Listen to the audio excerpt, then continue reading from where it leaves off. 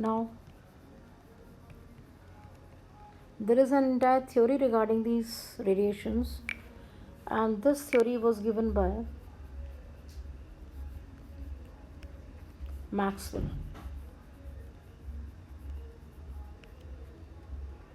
and confirmed by Hertz.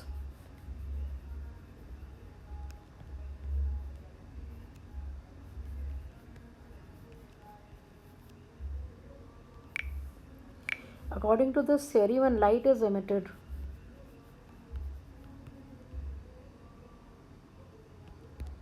radiations are produced.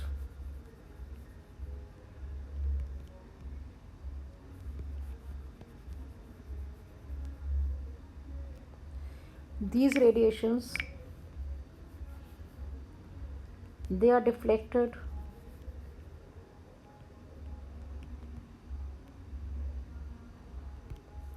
by electric and magnetic fields.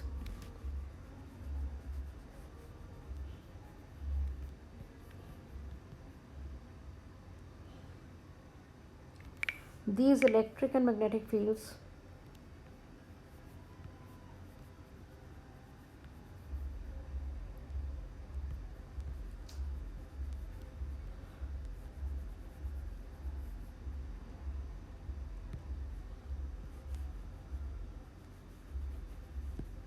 are perpendicular to each other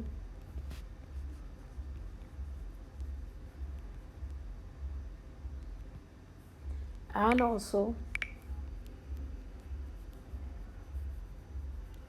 to the direction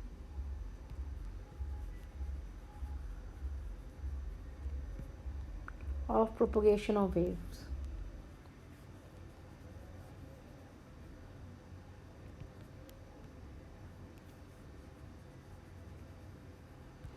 Yet another point is they do not require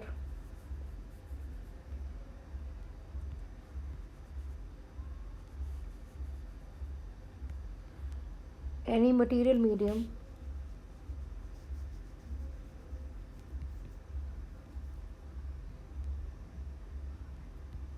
to travel.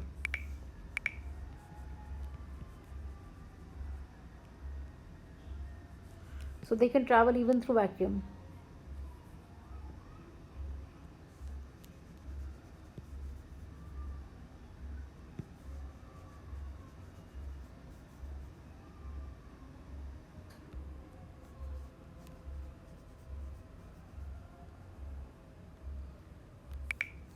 Just a sec.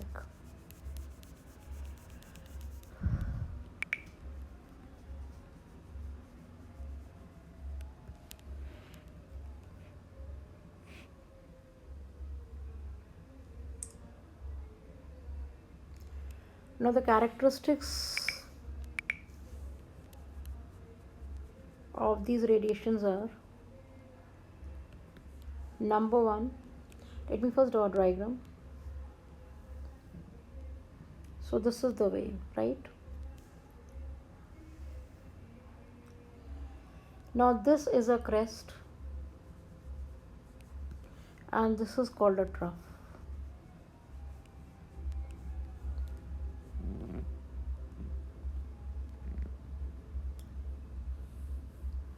So the first characteristic is distance between any two crests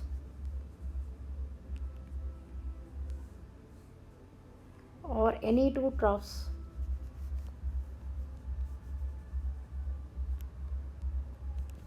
or between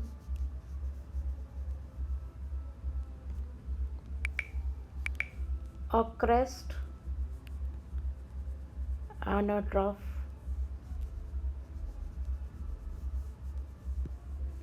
is called wavelength.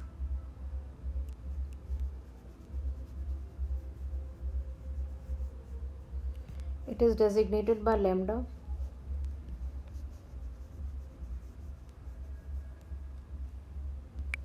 Its unit is the unit of distance, that is meters.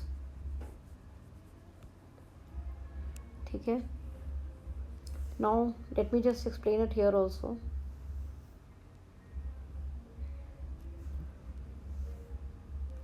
So distance between two crests, this you can say here, I can show it to you here. This distance between two crests, or distance between two troughs,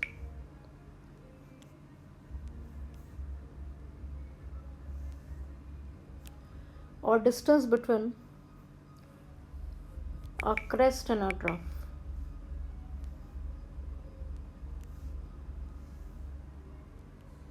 This is a crest, this is a trough, distance between these two. So this is called wavelength, right? Next we have second characteristic, frequency. Now if this is the wave and I consider a point over here, let's say this point, number of waves passing through this point, that is called frequency. So you can say through this point the number of waves passing in a second, so that is called frequency. Number of waves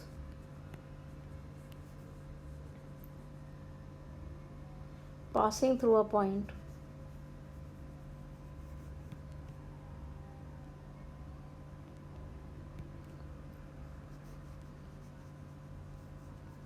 in 1 second. We designate this as mu or nu. Its unit is hertz or second inverse.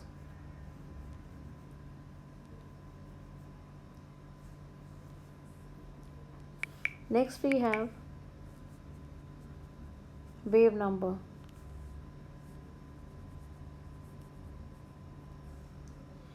It is the inverse of wavelength. So its unit is meter inverse and so on. Then you have amplitude.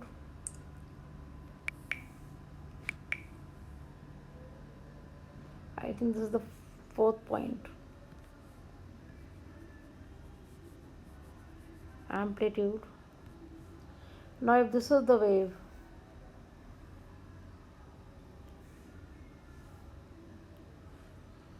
then this is the maximum vertical distance or the maximum depth. This is the amplitude.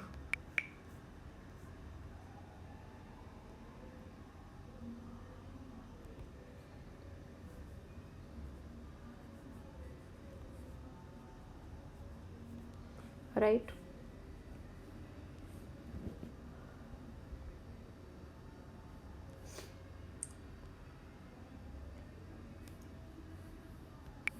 Then we have velocity. Before this, amplitude is designated as small a, and its unit is the unit of length. Any unit of length, that is its unit.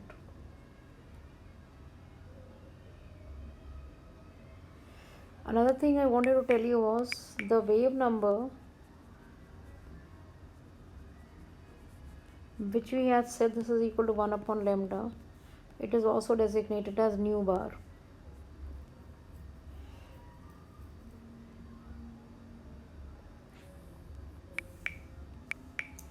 Now the relationship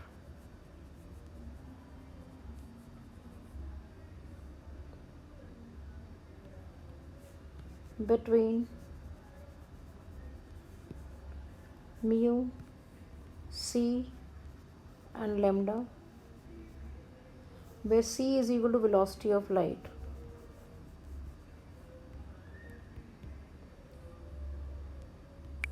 So mu is equal to C upon lambda. So this relation we'll be using in solving all the numerals. The spectrum actually is of two types. A, you have the molecular spectrum, which is also called the continuous spectrum, and also the band spectrum. Like you have the Vibgyor.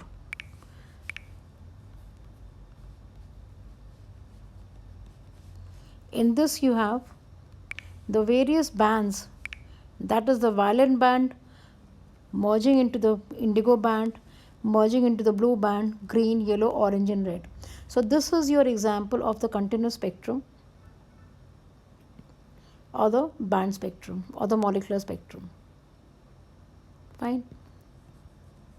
Now, second is your atomic spectrum. Sorry.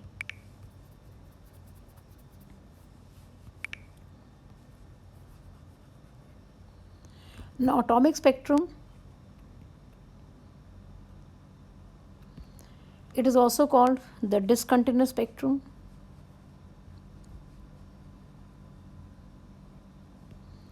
or the line spectrum. The main characteristic about the atomic spectrum is, the main feature about the atomic spectrum is that it is like a fingerprint.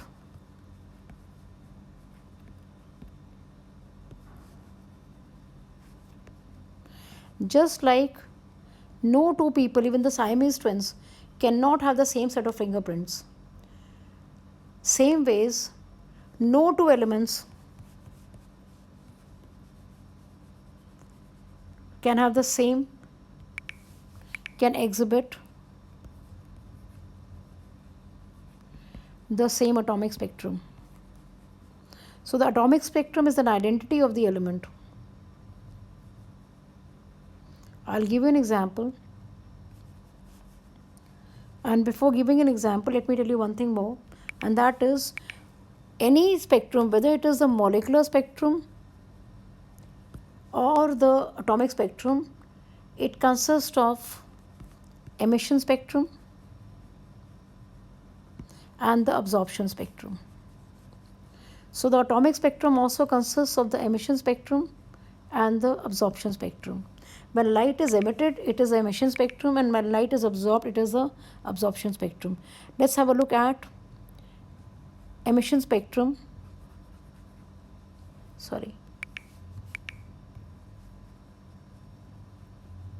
Of sodium.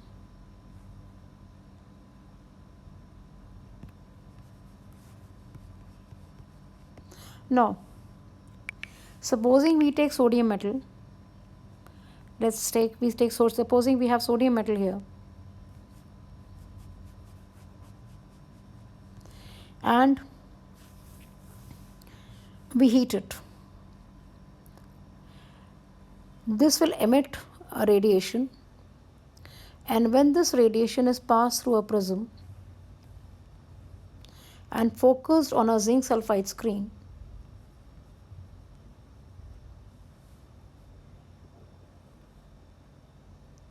then this shows two yellow lines. One is called D1, the other is called D2. It shows two yellow lines in the range. D1 is in the range of 5890 angstroms. It's a very important question from the point of view of competitions. And D2 is in the range of 5896 angstroms. And in between both the yellow lines, so you have D1 here, you have D2 here. In between both the lines, there is black space. So both the yellow lines rather, are separated by black space. This is the emission spectrum of sodium. Same ways, when we look at the absorption spectrum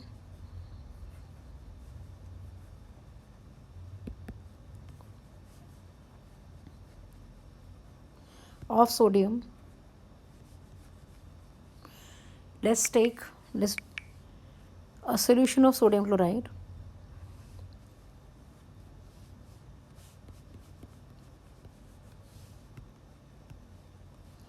and we pass a light through it. Light passes through it, and when this light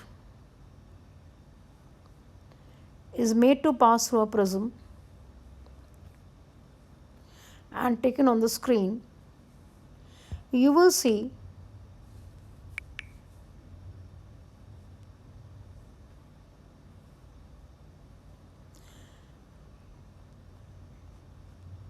two dark lines D1 and D2. Two dark lines. This is a dark line and this is also a dark line. And in between the dark line there is brightness.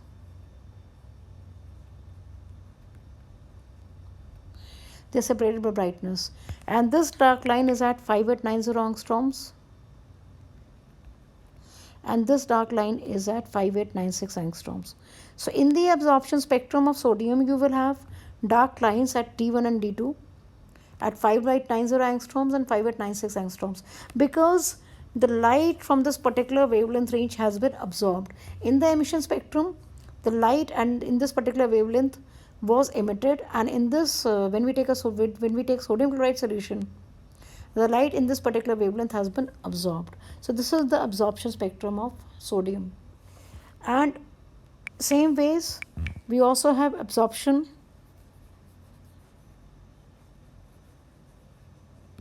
and emission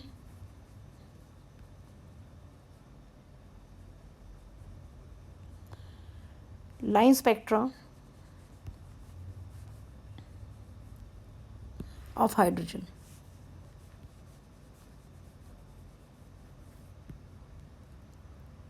Hydrogen spectrum, just like the sodium spectrum, in which you have two lines, two yellow lines, same ways you have the hydrogen spectrum or the line spectrum of hydrogen, but here instead you have a group of lines, a series of lines. There are quite a few series. What happens is, when hydrogen molecule, it is subjected to electrical discharge,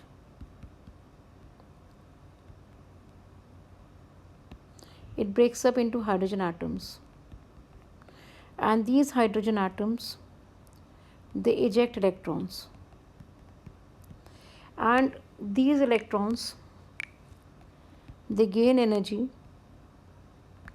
and rise to a higher energy levels. Now from the higher energy levels,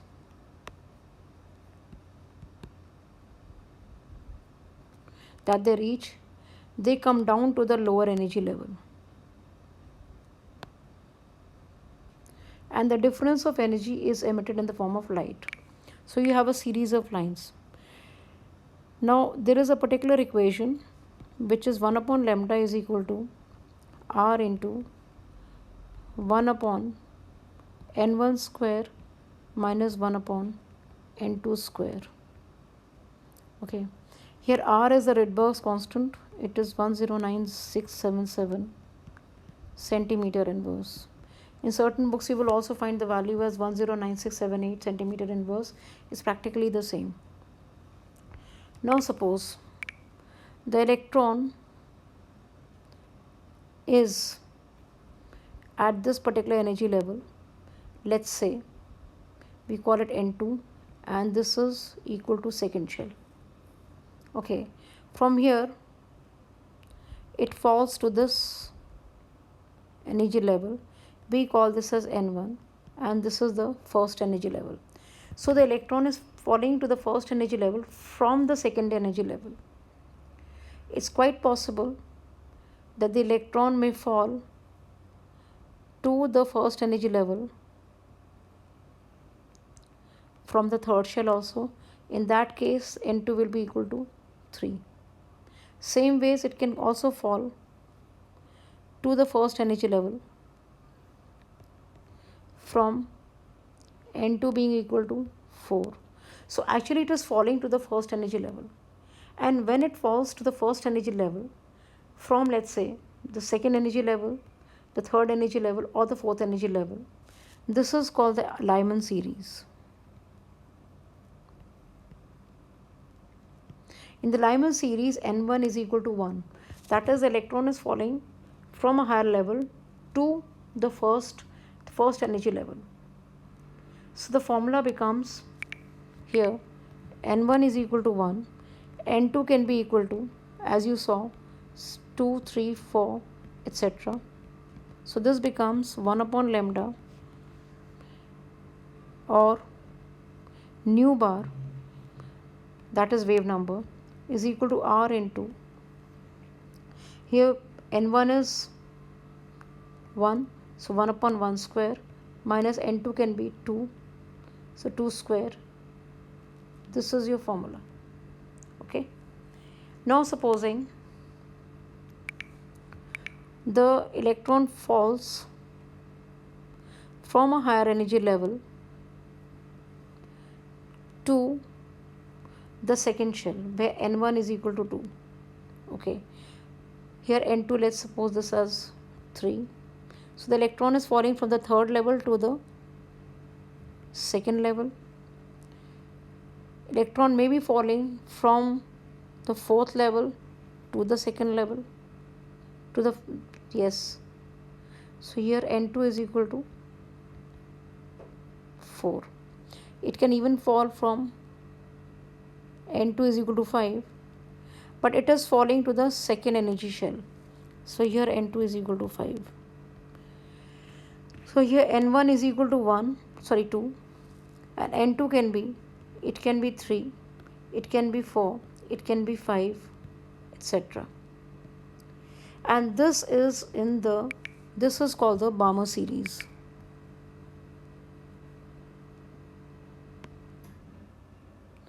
Now I forgot to tell you, Lyman series,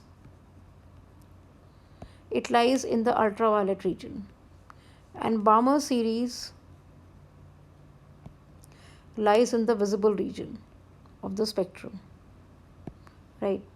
And for the Balmer series, the equation now becomes 1 upon lambda is equal to nu bar is equal to R into, here N1 is equal to 2, N2 is equal to 3, 4, 5, etc.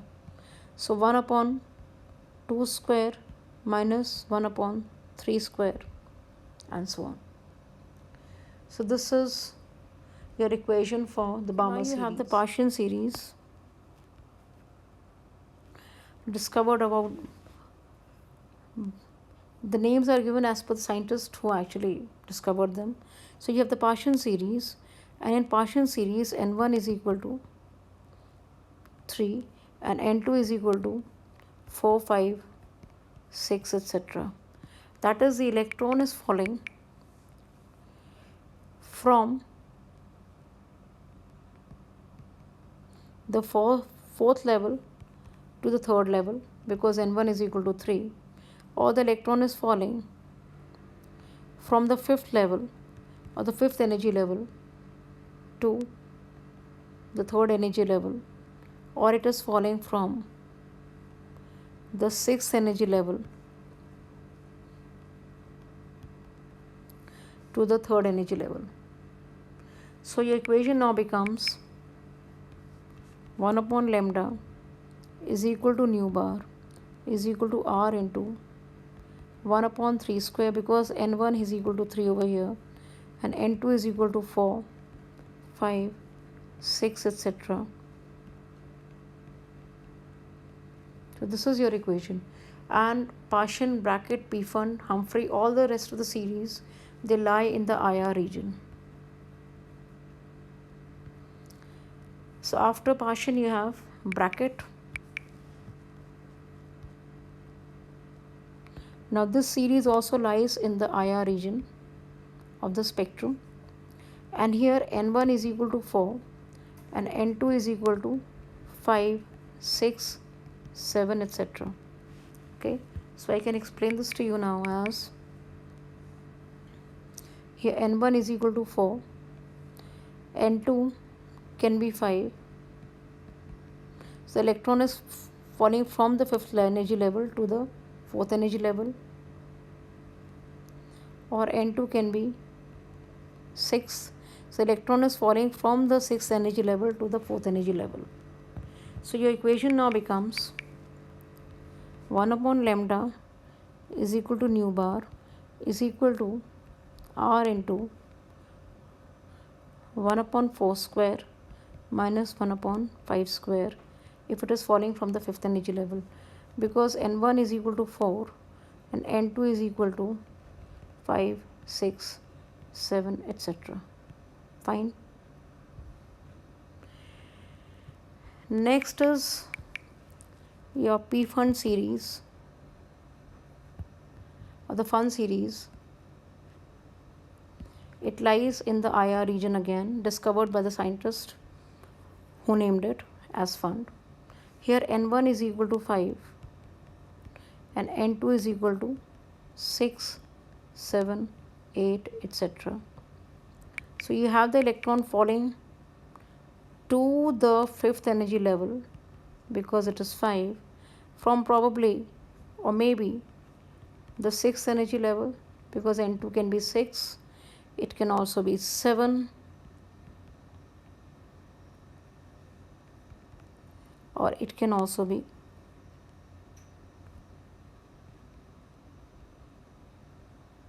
8. Okay, so here the formula now becomes 1 upon lambda is equal to nu bar is equal to r into 1 upon 5 square minus 1 upon 6 square. Fine. And as I said, it lies in the IR region.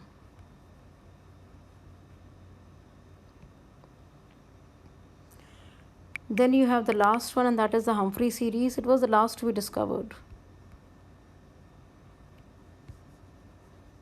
It is called series because you have the electrons falling to a particular level from different levels. So you have a lot many lines in one series.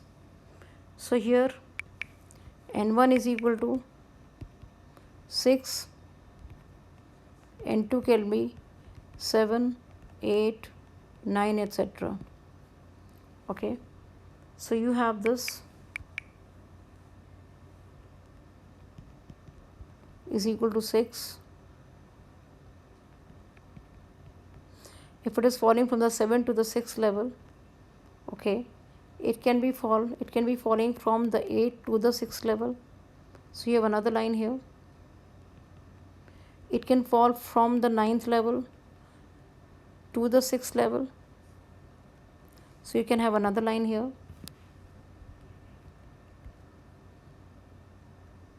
So these are the series of lines that you'll be having in the Humphrey series also. For different lines, for the different transitions or the different levels from which they are falling, you'll have different lines in the spectrum. So you will have the formula equation or the equation taking the form as